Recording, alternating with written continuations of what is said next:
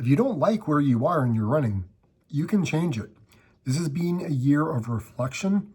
It has been a year of struggle, and it has been a year of clarity in so many ways.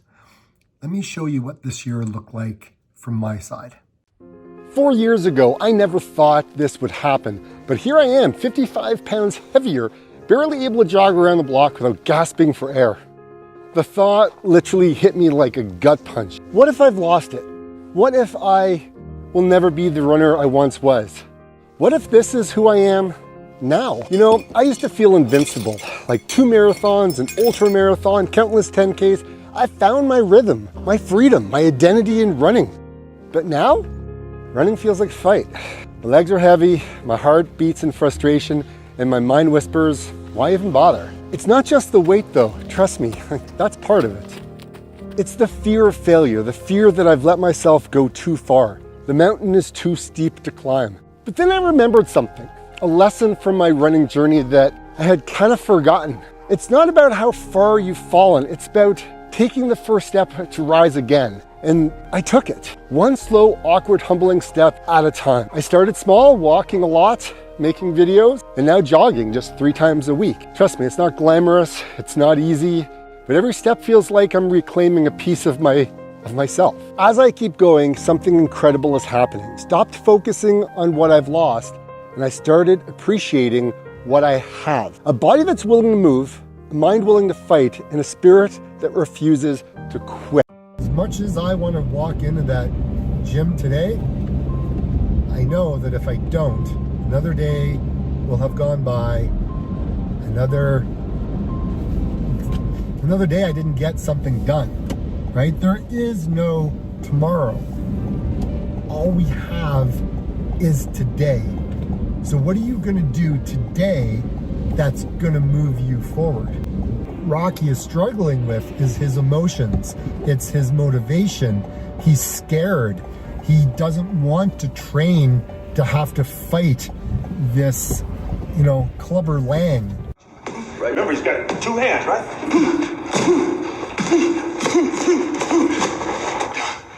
Damn, man, what the hell are you doing? This guy will knock you on your ass. Come on, Rock, it's not a game. You want to live in the hospital for 5 weeks this time? You thought I was tough? This jump will kill you. All right. Come on, get your head on your shoulders, man. Think about the fight. Clubber Lang's in here. He's trying to hurt you, Rock. He's trying to hurt you. Okay, here he comes. Jab. He's jabbing. He's trying to hurt you. You gotta fight him. You gotta move. He's up against the meeting. He's up against the wall. He's in the corner.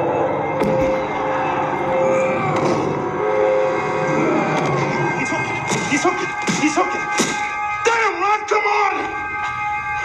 What's the matter with you? Tomorrow.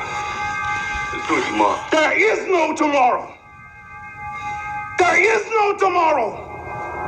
There is no tomorrow. What if I told you the most dangerous thing about quitting running isn't the weight gain, isn't the injuries, and isn't getting older? What if the real danger is believing the lie that you're no longer a runner? Let that sink in for a minute. How does it make you feel? You used to be a runner. Maybe you raced. Maybe you just ran for the love of it. But somewhere along the way, life happened. And now you look in the mirror and you don't see the same runner anymore. You tell yourself, I'll get back to it someday. But someday never comes. You see these runners online, fast, fit, effortless, and you think, that's not me anymore. Or maybe it was never me. Maybe you've put on weight. Maybe you're dealing with health issues, a bad knee, high blood pressure, pre-diabetes, or maybe you're just tired, stressed out from work, taking care of aging parents, juggling responsibilities that leave you drained. And a little voice in your head says, I don't have time. I'm too out of shape and I'll never be as fast as I used to be. But here's what no one tells you. If you were once a runner, you are still a runner. It's in you. It's never left. You just need to wake up.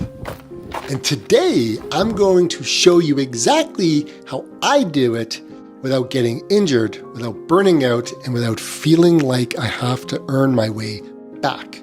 Forget what you used to do. Right now, your body isn't really ready to go all out. And that's okay. Start with walking. Yes, walking. 30 minutes a day. Just build the habit of movement first. Look, I know some of you might be thinking, walking? Really, Dave? That's not really training.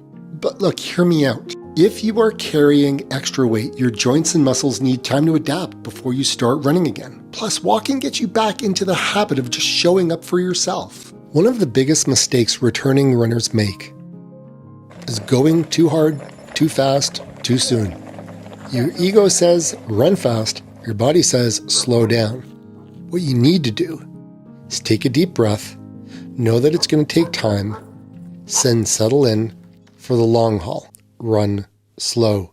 Build the base. Slow running is the secret weapon for staying healthy, strong, and full of life as we age. Because seriously, who doesn't want to have that? It's natural to reflect on health and longevity as we get older, specifically in middle age. Many of us have seen our friends or family members struggle with declining health, and it's something that we all want to avoid. I know I do, because seeing my mother-in-law, seeing my wife, seeing some of my friends struggle with their health, it has kind of woken me up to the fact that we're getting older, and it's up to us to be able to look after our bodies, our minds, and our physical well-being. The good news is running can help. If you're already running regularly, you're already on the right path. And if you're not, look, it's never too late to start. I didn't start until I was in my mid-40s. Here's how running and a few other science-based habits can help avoid the early death as we age. I guess there's no two ways of saying it, really. Life, work, family, even weight gain, literally all got in the way. For a while, I really did lose my motivation. I gained 50 pounds and I couldn't find a consistent routine. But here's the thing. I knew I had to keep going. There really was no option. This year, I started to feel things shifting again. I'm back at the gym twice a week for strength training and running 3 times a week to just keep my brain going in the right direction. But slowly but surely, I'm moving in the right direction. Look, this isn't a before and after story where everything magically clicks. It's about progress, setbacks, and staying committed even when life literally throws you off course. If I can get back into running and fitness and looking after myself to make myself feel better, so can you, if it's something that you really want. In recent years, slow running, specifically methods like Zone 2 training and the MAF method, has gained a huge following. Dude, there's no way that this is making me any faster. But what if I told you that running slow is actually the secret to running faster, building endurance and avoiding injuries? Yeah, it sounds a bit crazy, but there's some science to it. This is the Maffetone method, and if you do it right, it'll change your running forever.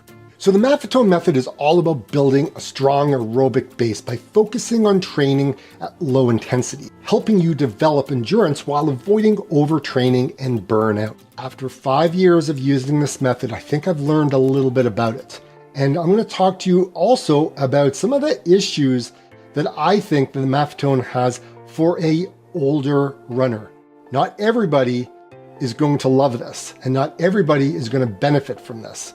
Just saying that right off the hop. So if you want to know more, keep on watching because we're going to dive into all kinds of stuff. So low intensity training is the idea that you're training at a pace that keeps you in your zone, which often means running slower than you're used to. Now this can feel very frustrating at first, but it leads to long-term gains by developing your aerobic system without causing excessive stress or muscle fatigue. Now you're going to see gradual progression on this. Over time, your goal is to run faster at the same heart rate. And it's about being patient as you're aiming to improve your aerobic capacity, not just your speed. The method also encourages cross-training, strength training, and plenty of rest to avoid overuse, injuries, and burnout. Resting heart rate is now lower than it was before. So a dropping resting heart rate specifically measured in the morning indicates better cardiovascular efficiency. If your resting heart rate was 60 beats and now it's 50, you know that your heart is pumping more efficiently. You bounce back faster after runs with less soreness or fatigue. If you can run back-to-back aerobic days without feeling wrecked, your base is pretty solid. If you can run longer without needing carbs, for example, your long runs feel easier with less fueling, your body is relying more on fat oxidation. If your long aerobic runs feel smoother and you're not wiped out after, your endurance is also improving. How long does full aerobic adaptation take? Well, beginners, it can take anywhere from 6 to 12 months. Highly experienced runners could take 3 to 6 months. And even more highly trained athletes, maybe 8 to 12 weeks. When do you move to the next phase? If your pace at MAF heart rate has plateaued for 4+ weeks, it might be time to introduce some more variable running, such as strides, hills, tempo runs. If your long runs feel easy and your heart rate stays stable, even late in a run, your aerobic base is strong. If you're in an area where there's a lot of snow, that could be a big thing. But look, no matter how good your GPS device is, right, or your watch, right, it can't tell you how you're feeling or what your motivation or your willpower or your muscle fatigue level is on any given day. RPE does. And that's why I think it's important. It also prevents you from being too prescriptive, too rigid in your pace. I mean, some days are going to be better and worse than others. We all know that. And consistently trying to hit the same time or a speed or heart rate can be counterproductive in a lot of ways.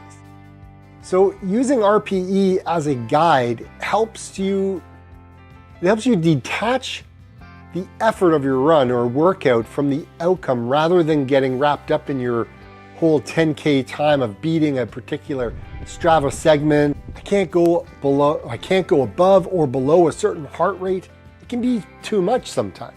How to run longer without getting so tired? This was a question that I always wanted to have answered when I started running. I didn't know. I started to look online and then I said, what if I worked my way to a point where I could answer this question? So over the last 9 years, I think I have an idea, specifically what helps me run longer and not get so tired. Whether you're training for a 10K, 5K, half marathon, marathon, or an ultra marathon, you always have a goal of being able to achieve that desired result. Whether it's a PR, whether it's I just want to be able to finish the race, or I want to make memories along the way. Here are 3 things that I think helped me be able to run longer without getting so tired. The number one, if you've been following my channel, is heart rate training. Heart rate training has allowed me to understand what my body is able to do. Like, before I started using heart rate training, I used to go out and run whatever pace I thought was going to be easy, but I didn't know what easy was until I understood heart rates. Then things changed. I read a book called The Dip from Seth Godin, and I want to tell you how it's helped me in my running and what things I've learned from it and how I'm going to proceed in the future to keep training for my ultra marathon and any other race that I decide to run. So this book is actually quite profound, and I've read it a number of years ago and I've reread it. And well, I should say I've listened to the audiobook because that's kind of my deal. That's what I do. And so I've taken notes and I've got them here. So I'm going to refer to the things that I've written down to make sure that I convey this in a way that I think you can understand. Because I think it's important, specifically when we're trying to run slow and we don't see results, or we hit plateaus, or we just kind of lose our motivation and consistency. And this book helps explain why that's happened. So the first thing I would say is winners quit fast and often. And what I mean by that is the key to success is quitting strategically, knowing when to give up on things when they're not going to lead to success. Winners also quit, I'm actually going to read this, what I wrote down. Winners quit dead-end pursuits early to focus their energy on areas where they can excel. Let that sink in for a second. Point number 2 is called the dip. The dip is a long stretch between something and mastering it. And this is where people give up. The dip is a natural part of success. It's the resistance that you face before achieving significant results. The dip also weeds out the mediocre and rewards those who push through. Now, this one here I thought was pretty cool. So I called it the cul-de-sac dead end. And a cul-de-sac is a path that leads nowhere, no matter how much effort you put in. Staying in the cul-de-sac drains energy and resources without any payoff. Learn to identify these situations and quit them early. Yeah, the trails are just not ready to be run on yet. It's just not time. I just have to be a little bit more patient. The trails are just not ready. Man, I thought for sure. I mean, yesterday it was like, it was crazy warm. Today, winter moved back in. Well, actually only in the last 2 hours it's moved in. But, I don't know.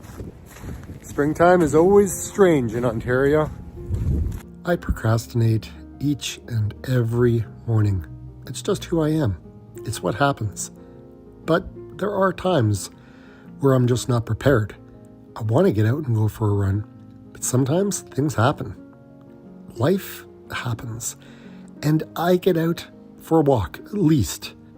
But times are getting busy. Spring market is here, and I see other runners out there doing their thing, and I'm walking. So I don't know about you. I don't know what you're trying to achieve, but if you want to go longer and not get so tired by running a marathon or a half marathon or an ultra, whatever it is that you're trying to achieve, just be consistent. And then talking about consistency, that's what I'm doing on my YouTube channel as well. Just trying to be consistent, not getting stuck in the dip like I talked about in this video. And if you haven't seen that video, I would recommend, if you're struggling, watch this one right here. It'll help you. Like you always say, get out and run.